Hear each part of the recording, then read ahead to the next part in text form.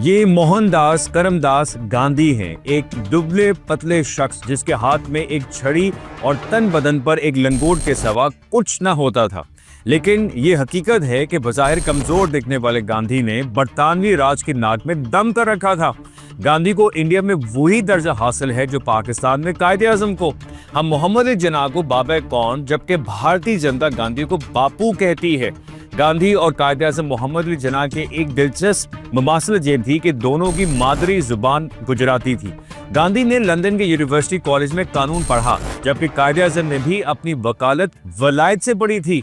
जनूबी अफ्रीका में ट्रेन से निकाले जाने का वाक़या गांधी की जिंदगी का वो टर्निंग पॉइंट था जिसने इनके दिल में नस्ली इम्तियाज के खिलाफ आग भड़का दी।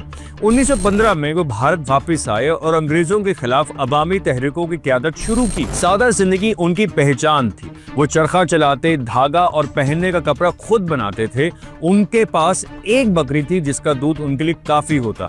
उनके 3 बंदर थे। एक कहता था कि बुरा मत देखो, दूसरा कहता बुरा मत कहो और तीसरा कहता कि बुरा मत सुनो। 30 जनवरी 1948 को एक हिंदू कौम परस्त ने अपने ही बापू को गोली मारकर हलाक कर दिया।